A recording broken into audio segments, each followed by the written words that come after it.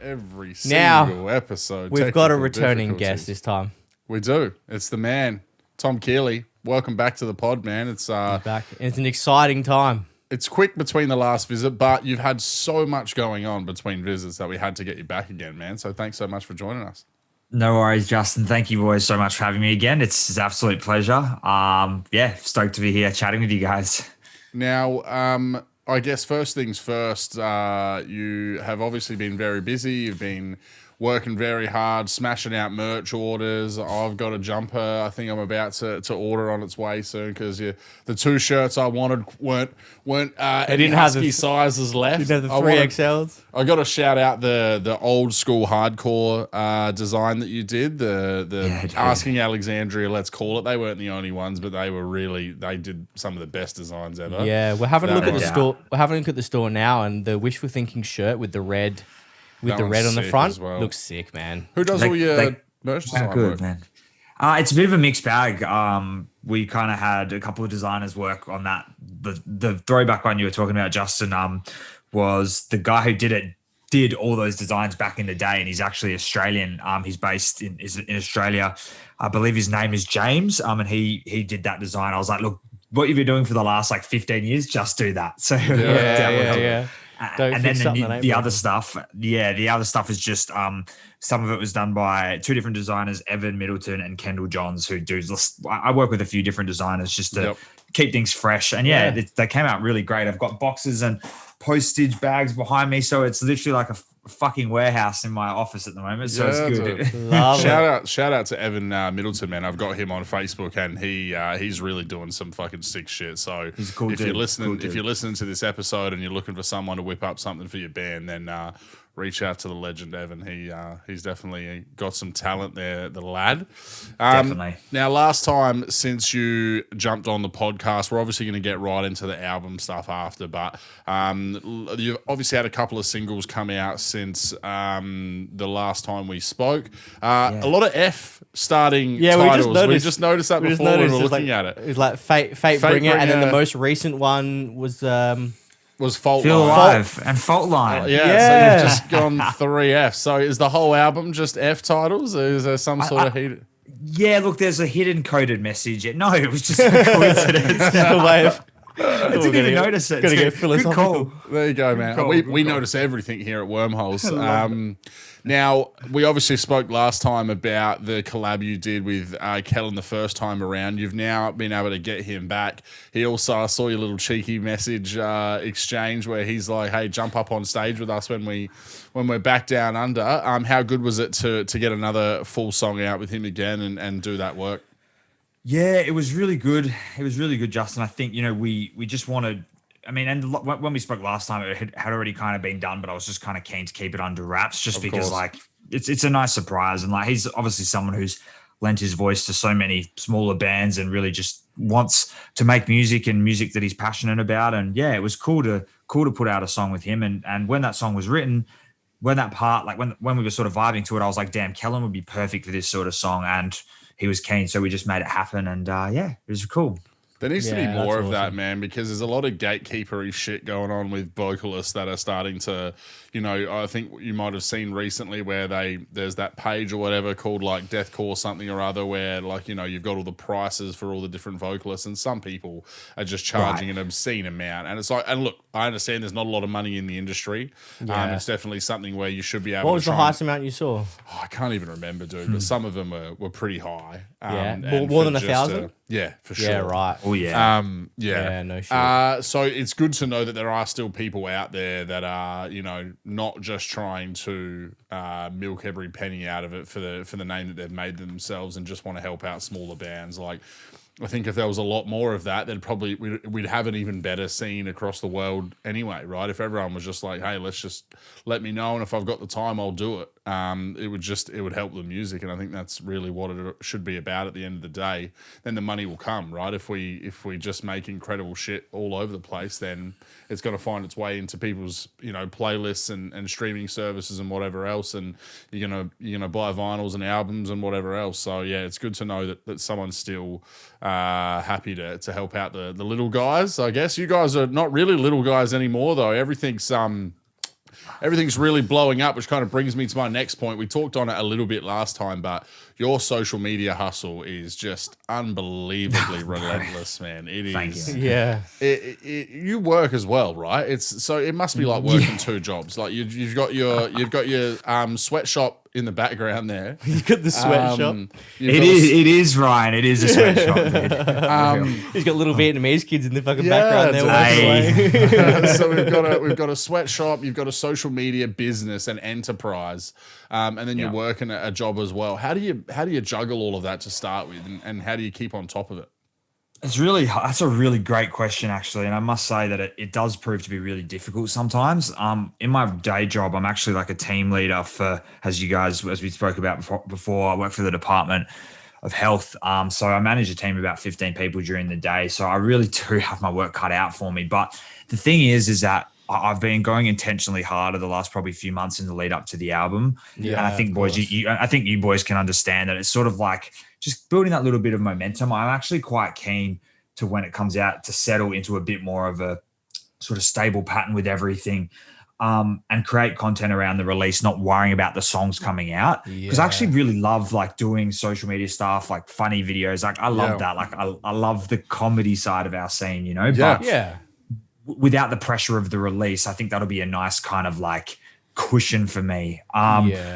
I get up early, I go to bed late, and I just kind of fit it in. But I wouldn't recommend it for everyone, because it does get quite like there are sacrifices in all that, you know. Like there's a lot of times when like I'd want to be out seeing friends or like going and doing other stuff.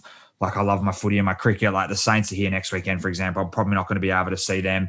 Like there are sacrifices, but like when you love doing something, you have to kind of try and find a way to put it first at some point. Yeah, you know? Exactly. I've read this story. I don't know if it was Travis Barker talking about it or something like that, but somebody was saying that basically in 2022, if you're in a band, you're basically you're not only a musician, but you're also a social media manager, and that is so true.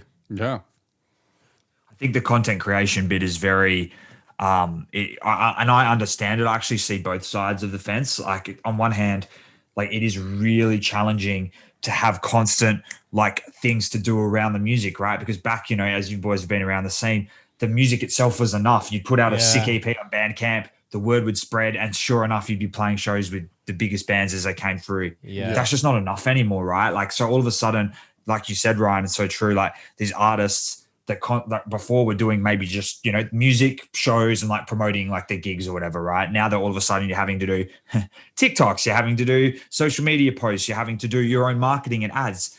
And that's a lot. Like you really do need to, like, I've done this band for like nearly 8 years at this point. So I've had a lot of time to learn, and now I'm putting it all to work. But if you're new to doing it, my word, it's overwhelming. Can imagine. Yeah. So speaking of that, for anybody listening now who is in a new band or is thinking of starting a new band, what do you think the most influential or the most success that you've gotten from social media? Would it be the TikTok videos, or would you find Instagram reels, or what do you think at the moment has gotten the best responses? That's a good question, Ryan. I think probably just a bit of a mix of everything. Like I'm definitely not a TikTok or Instagram savant. I like putting up funny videos that, like, you know, people in our circle can enjoy. Because at the end of the day, if I'm putting out things that aren't, and the same goes to the band, like with music, I'm putting out content that I don't enjoy doing, I just won't be able to sustain it. It's going to get, I'm going to get burnt out. I'm going to hate it. And then if I start hating that, then I'm not going to be able to do it. So probably for me, the biggest thing I found is just being yourself. Like I try not to,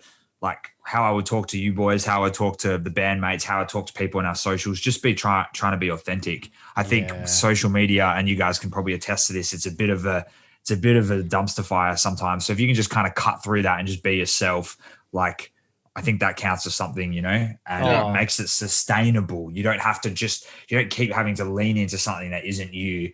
And I think so many bands are wanting to be like, and that's okay if that's really them, but like a lot of them like super serious, like but it's like if you're like naturally funny or naturally like more chill, like let that shine through in your personality, because then you can actually make it kind of your own thing, right? Yeah. And I think that's the thing I pick up for you guys as well, is that whilst it's absolutely relentless, it doesn't feel forced as much. Like, it feels genuine, which is a really hard line to to balance, because you've got to try and walk that fine line between just posting for the sake of posting and posting because it gets the engagement and people love it, and that's the thing that I see. You've got this really cool following and all these people. I mean, some people now we've pulled across that listen to the pod.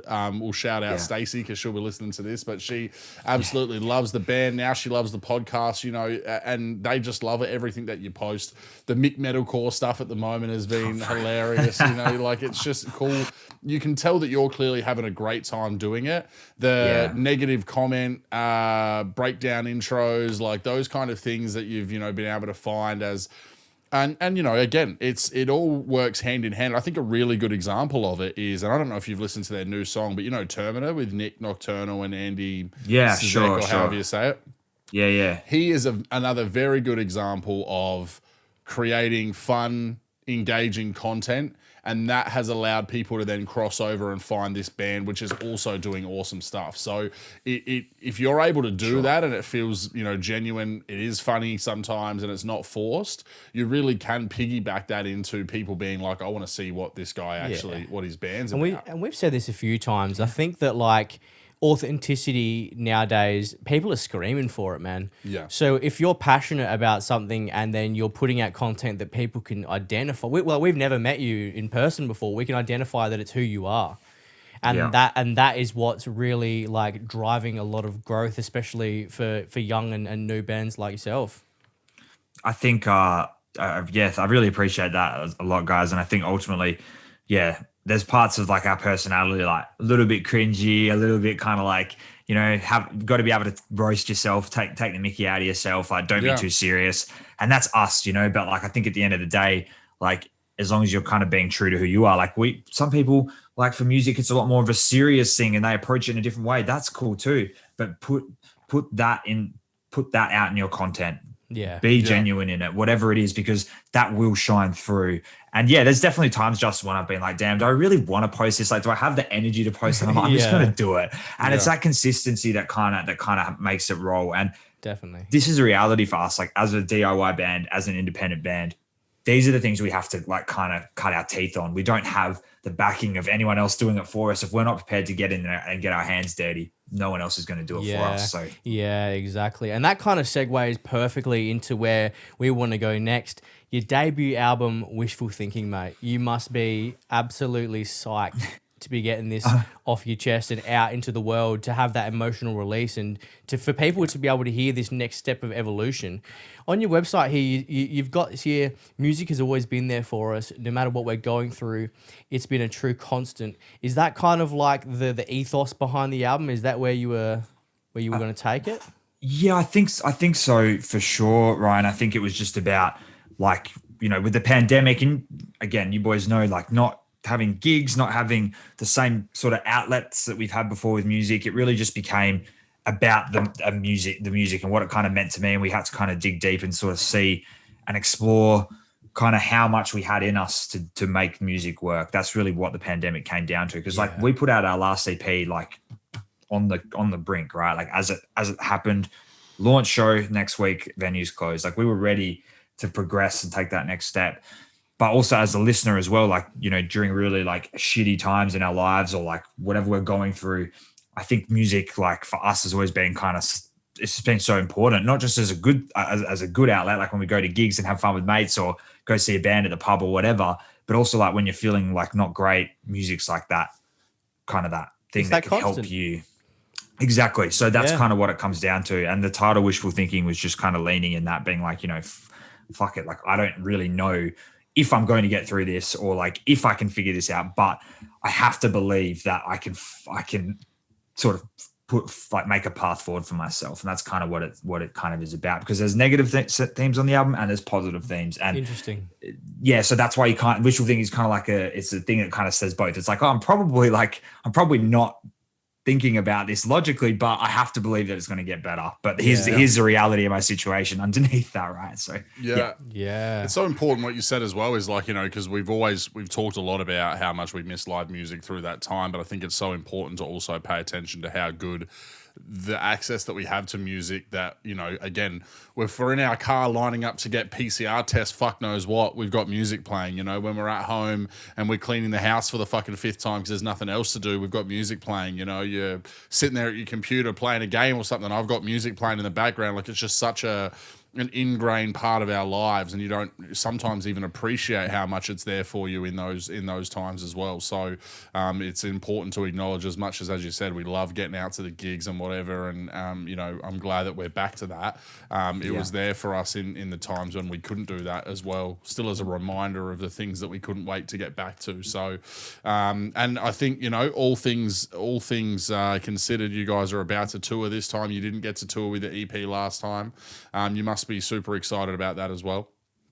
Yeah, really keen to get on the road, Justin, and play some shows. Like, it's really starting to hit me the last few weeks. We've been jamming every week, but now we've sort of been jamming a few times a week just to really, like, we're not like prog metal, like tight, but we just want to put on a really fun and, like, you know, energetic show. Yeah. And it's really starting to hit me how cool it's going to be to like see some new places, but also like just to meet people who've supported the band over the last however long, whether it's been 2 weeks or 2 years or even longer.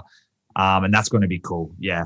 And I'm prepared that I'm already accepted that touring is very tricky and things are probably going to go wrong, but I don't care. It's going to be great. I'm going to look back on it and remember it no matter what. Yeah. Absolutely. So we've got tickets to your Adelaide show here on August 20th. Is there a place that you're looking most forward to going? I think every look is going to be really like generic answer, but every place has people that I'm really looking forward to meeting, and some of the support bands are really sick. So just to be able to check out, like, Perth is pretty small, boys. Like, you know, I've been going out to more gigs the last few months, which is something I said on the last pod that I wanted to do more of, and I've started doing that. That's good.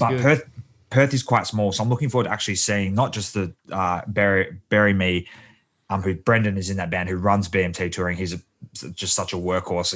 He's touring every other month. He's a machine. Legend. And then Haraway, who are playing with us as well, but also the locals. I'm stoked to check out new bands and just chat to people. I can't wait to like catch up with you boys and just like meet people who like love music the way we do. That's what's cool about it. You know, we're not here for any bullshit. We just want to come have fun and, like, you know, people come out and have a fun night at a show. You know, that's what it's about.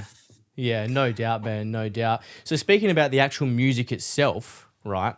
What inspired the feel of the album? So I know we touched on talking about Wishful Thinking itself and the music being the constant, but what inspired like the feel and the sound? Like, was there a particular band that you were like, all right, I'm really into these guys as you were writing this, or?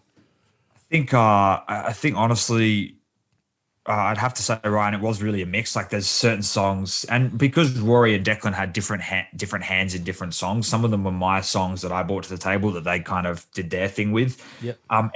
There is really a mix of influences. Like, there's songs that are very like error-ish, like, you know, Fatebringer and stuff like that. There's songs that were a bit more like Rory's, like he froths Polaris, so there's certain riffs on there that are like, you know, more Australian, like, you know, more metalcore sort of style. And then me, like, I'm big on like the big American, like orchestral, like, you know, your Ice Nine Kills, like Motionless in White. And there's even a song on there that's like, I don't think I've actually said this in any interviews yet, but I'm a massive fan of NF. He's like a pretty popular rapper, right? Yeah, I've heard of him before, yeah. Anyways, there's a song on that record that's like 808 based, and it's like an interlude, but we didn't put interlude in the title because like people will skip it. But it's like all electronic with screaming over the top. And I really like that song because that was when I was like, let's just like do something completely fucking different with this one. And I was stoked on how it came out. So that's cool.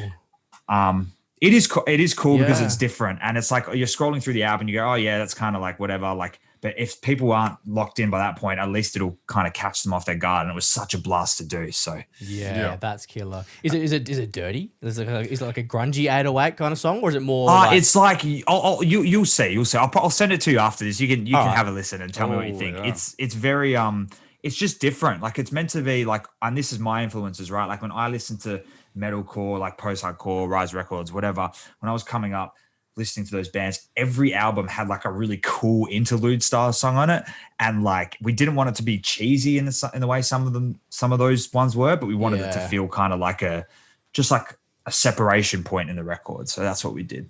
Hey, I didn't even think about this, man, but we can start leveraging these interviews to get the early release get on the the fucking scoop, album. yeah. I You didn't even think about You this. boys should. Yeah, Boys should, for sure. Well, we've been very much toying with doing like Wormholes reacts, and we were going to say that we might even, if there's a particular track other than that one, which is obviously a bit of an interlude, but if there's another one that you think would be cool to like be our debut Wormholes reacts, then fire it through as well. And I got the perfect one for you. I'll send it to you afterwards. Yeah. Okay, Let's make it awesome. happen. We got to try and figure out because this is the thing we've been like when we've done something before where we've tried to play a song. We were doing a live stream and our live stream just got cut in the middle of the thing because we played a song. It was a volume figure song. out what was that? It was a volume song. Yeah, so well, that's going to do it. But Yeah. So I think the other thing we wanted to talk to you about, just going back to the album as well. Yeah. Where did you do all the recording and who mixed it and give us a little bit more of insight into the album? For sure. So we recorded it with Ryan Botha. He's like our longtime producer. He's produced everything that we've done since the beginning, really, since 2016. We did one single with him, then did the EPs after that. So we've really been going to him for a long time. So there's no one we would trust more to do our album than him. He's a collaborator with us. He's essentially a fourth member of the band while we're there with him. He's just amazing. Bad. He's so he's so low key and like it doesn't use social media. He's kind of like a secret weapon. Yeah, killer. Like not enough bands know about this guy. If he was in Melbourne or Sydney, he'd be working with so many bands. But yeah, we did it all with him. He mixed it. We had it was just all done in his like in a room like not really much bigger than this. He has a vocal booth, and I was just every weekend we were driving down there because of it's about a 30-minute drive, so really not really that far. But every weekend, like it was like Friday night, Saturday night, all day Sunday, because he had work Saturday. So we would literally, in my weekends for a while, I was just like, I didn't even know what a weekend looked like, but it was so good because every weekend I'd leave and I'd have another like idea or another demo or another song, and it was just like that for like 6 months. So yeah, it's cool. Yeah, on the grind, mate. That's crazy, man. It's good that, again, half an hour is not too bad to be able to do that. No. It's not. Hopefully you were doing that before the recent petrol price spike as well, so it wasn't costing you too much.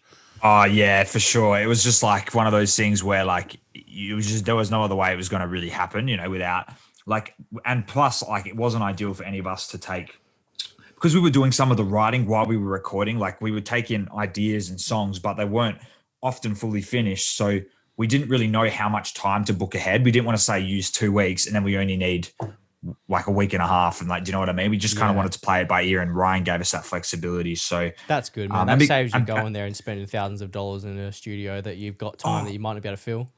Definitely. And plus, because we know him so well, it really was just like we were so comfortable, we knew we could go there, just kind of be ourselves. I didn't have to like pretend say I'm better at doing this. Like, I just could be myself and we could work through it together. And it was good.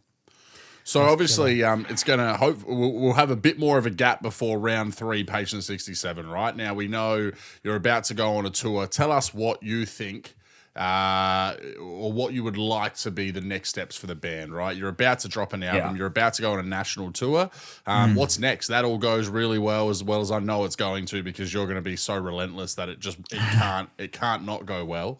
And obviously, you sound awesome. So you've got the two things that you need for success, right? But what is the 6 months after the album's kind of had times to settle and whatever? What do you do next? I think we've got our tour with Siamese in February next year. So that's cool. That's been announced already. So we'll be able to hit the road with the international band. That'll be a good experience for us. Yep. Yeah. I think in the lead up to that, like I said, I'm just really excited to see what insane content I can cook up between now and then. Just really trying to promote the album. Definitely another music video.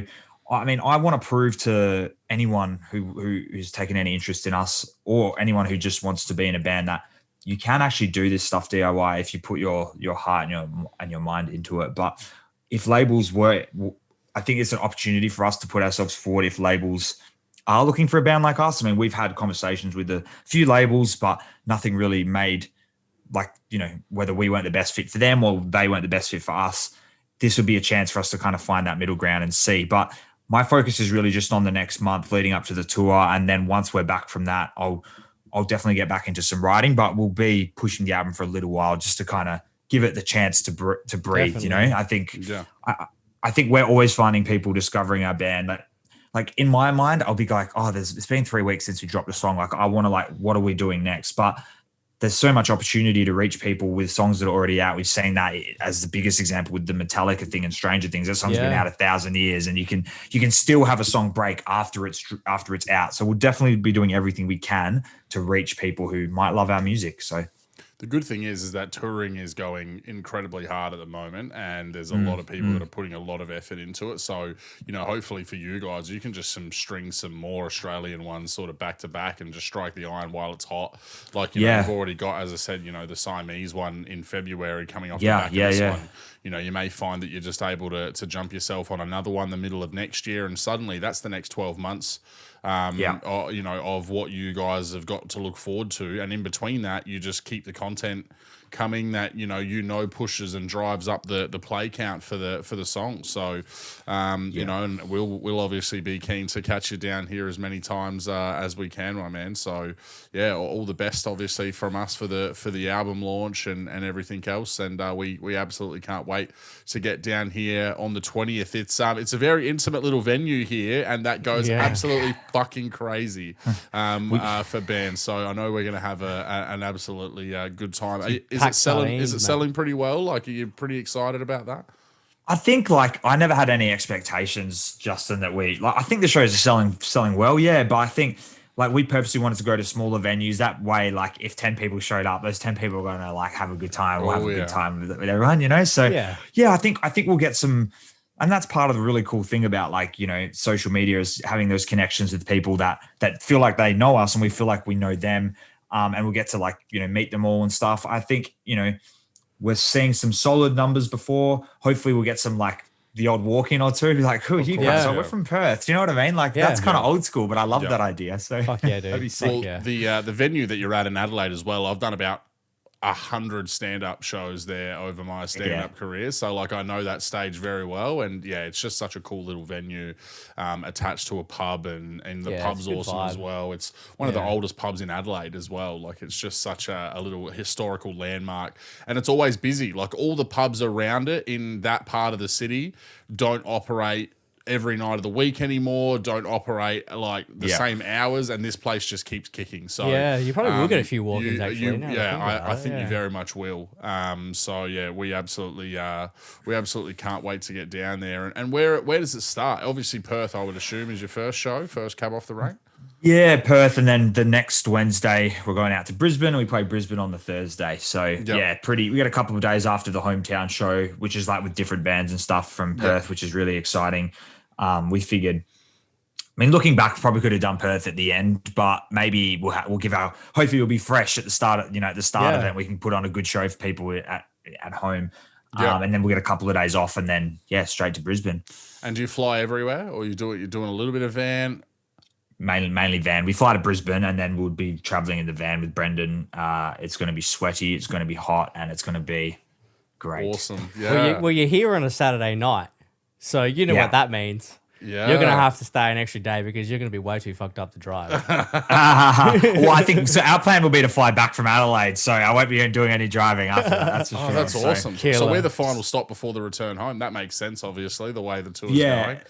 It's close to Perth as well. It's only like, I think, 90-minute flight, 2 hours. It's not too far. So I'm actually keen for the flight home. I'm so glad that we get the end of the tour as well. You'll get everything. Yeah, man, Love that's it. so good. Love well, it. if you need anything when you're down in Adelaide or whatever as well, man, and we'll obviously keep sharing the event and whatnot else, and we'll try and get anyone else we can get down there, and we'll have a great time. Should we flick him a few questions and wrap it up? I think we should fire. You had the first round of questions.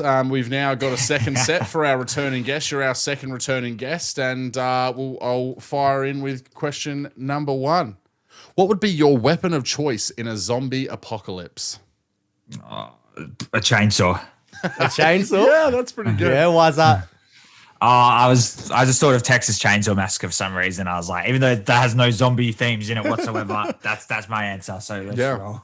You don't mind getting up close and personal with him, then I guess. Like, look, I suppose in theory it's not good to be close to the zombies, so I'd probably be dead pretty fucking quickly. Hey? You've also got the petrol problem. Yeah. The chain seizing up from the amount of bones that it's carving through, but you are dying a glorious death, you get right? fucking style points. That's for sure. Yeah, style points. That's such a good.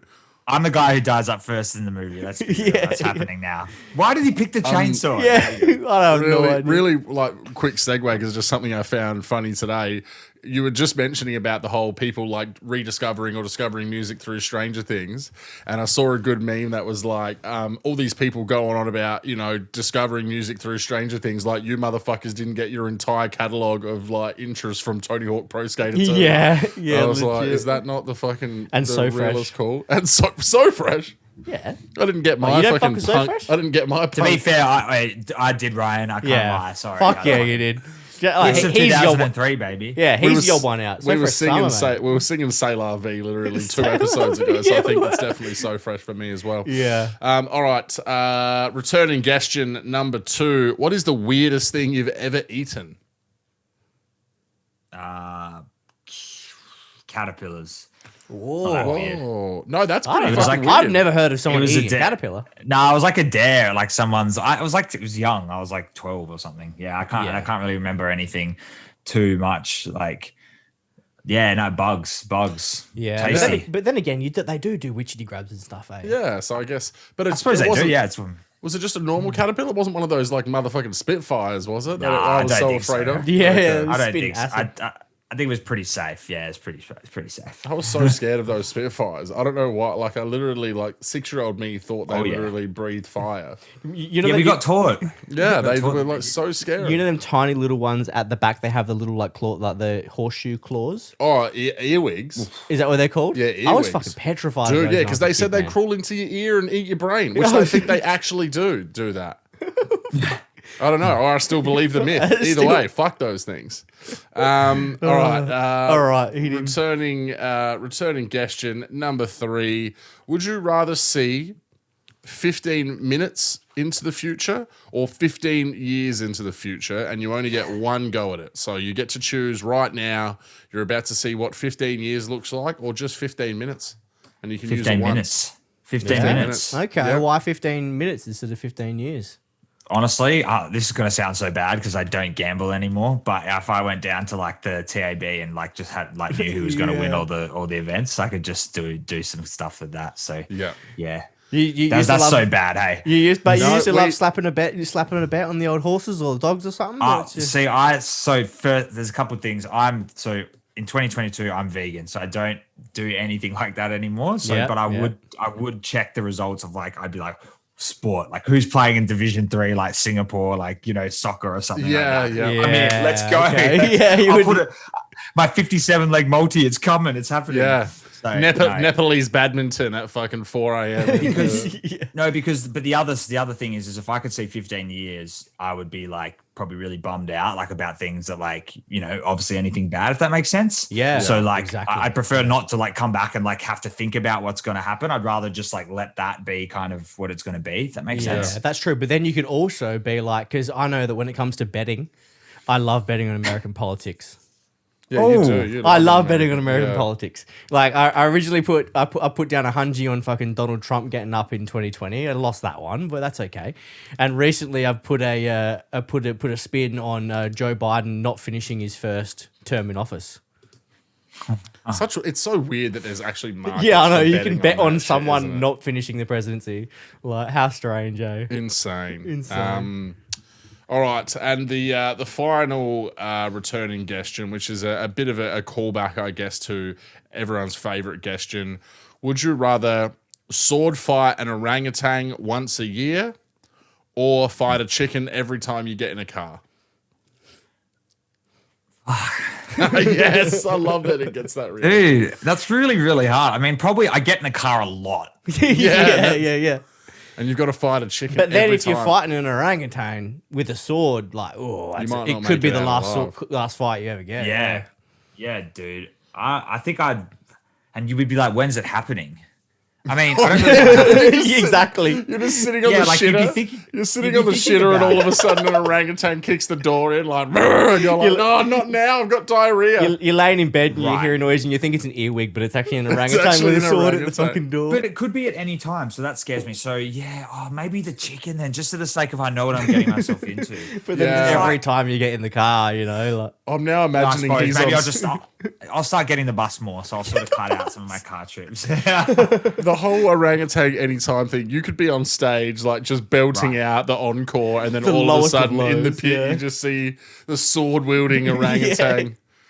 you got the guttural, you got the gutturals happening, and all of a sudden the fucking Not about that life, hey. That's just not my thing. Yeah, so the chicken chicken in the wins. car. Oh, yeah. So look, give us the biggest plug of all time, man. Tell us where everyone's going to find it, the dates, where they're going to see you. Give us the full circus. Absolutely.